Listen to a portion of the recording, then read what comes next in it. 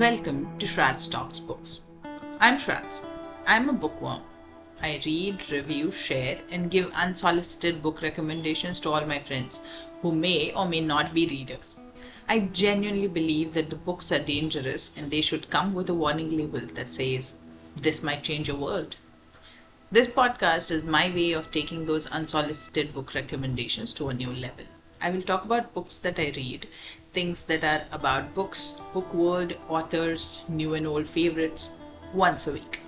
My views and opinions might not always resonate with the popular ones. Please join me in enjoying the return word. Hope we change the lives together.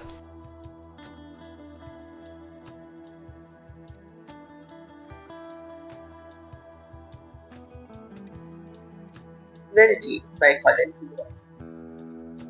We took a little trip to the bookstore today. My little one has developed a thing for manga. So he heads over to crossword any chance he gets. He's a reader, which is what I always wished for him. But what he reads is not something I do.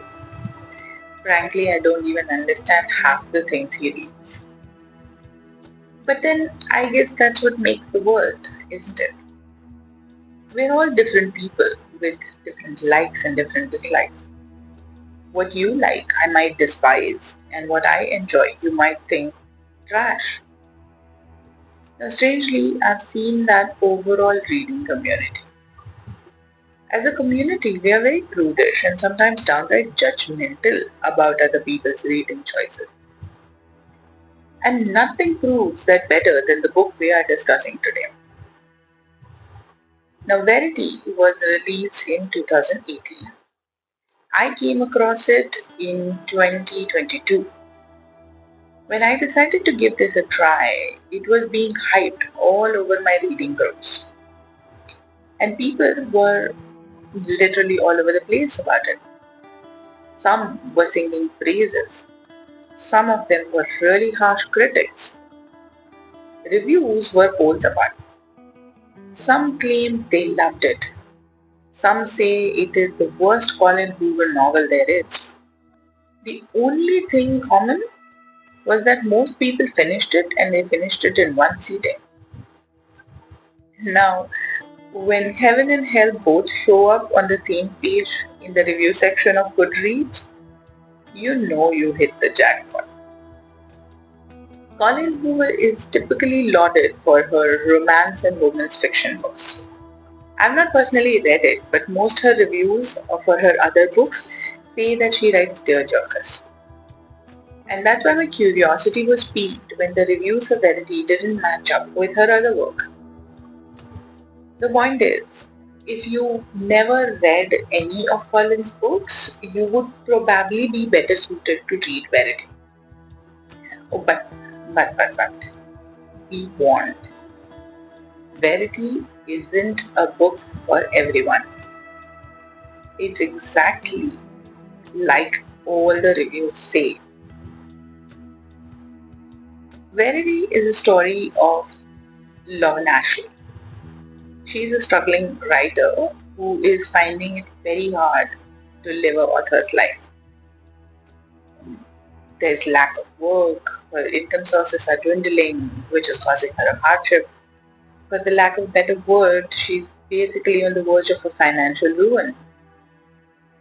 And just when she's thinking that life cannot get any worse, she's contacted by Jeremy Crawford. Now, Jeremy is married to Verity Crawford. Verity is a successful author who's met with a horrible accident that has left her catatonic, and she's unable to finish her series of books.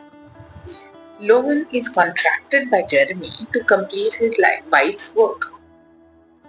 She's supposed to stay on premise in their house, sort through Verity's preparation work, notes in her office, and finish the book series. Now that seems like a wonderful opportunity for Logan. She's pretty much homeless, so any chance of staying in a house, she's gonna take it. Now with Logan, we enter the house of the famous and successful Verity.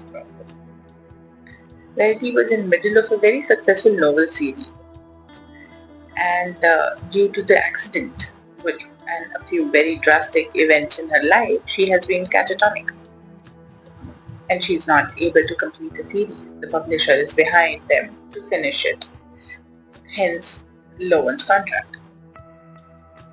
Now this house is a beautiful big oasis, and Lowen is more than delighted to be able to work on the series. Now she's going through all the notes in Verity's office. That's when she stumbles across this unbound manuscript in a drawer, in one of her drawer, in Verity's drawer. And that manuscript looks like Verity's autobiography. Now, like any red-blooded woman who's going through somebody else's drawers, she's curious to know more about this elusive author. And obviously, she reads the manuscript, and we read it along with her. What she reads is not what she expected to read, not even in her wildest dream. There is pages and pages of all sorts of confessions. None of them are comfortable. None of them are easy to read or digest. Lowen feels that she can't share this with Jeremy because it is that explosive. And of course, she's developed feelings for Jeremy. As days go by, things between Jeremy and Lowen sort of intensify. And similarly, the contents manuscript are getting more explosive. Lowen's reading through manuscript changes her feelings towards Verity and adds fuel to her feelings for Jeremy. There are revelations in the manuscript that would be devastating if she tells it to Jeremy. Things especially about death of their daughter. Now, what follows in the pages ahead, it keeps you engaged as a reader, even while you're feeling uneasy. As a mother, I couldn't reconcile with what I was reading. I was upset, uncomfortable, even cringed at times with what I was reading. But I couldn't look away. Like one of those scenes of accidents on highways where people just can't stop staring at the blood while they're feeling nauseous. It became clearer and clearer to me as I read why the world was divided on the topic of liking Verity.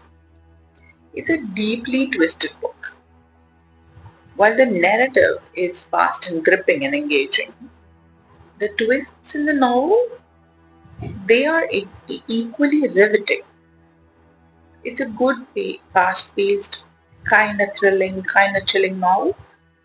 It makes you feel. However, what it makes you feel, that's completely personal.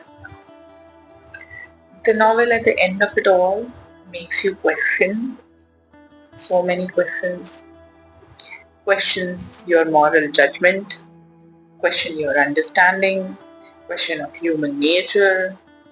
And throughout this narrative, I kept on wishing that, the manuscript maybe the manuscript is false, maybe it's an imaginary thing, maybe it's false, hopefully it is false. But by the time the novel ended, and even now, I'm not sure if I want the manuscript to be false. Verity is a book that makes your head spin. And even when it ends, it lingers on. I mean, it's been more than 2 years and my head is still spinning.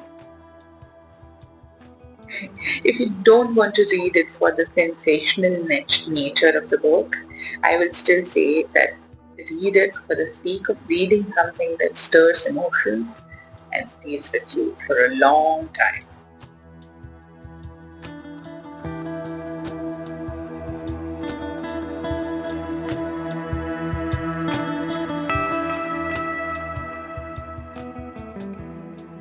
Thanks for listening today.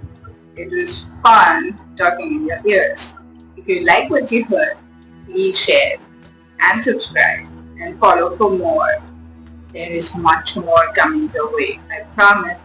If you don't like something, please make sure to let me know so we can improve. Thank you very much for taking time today. See you soon.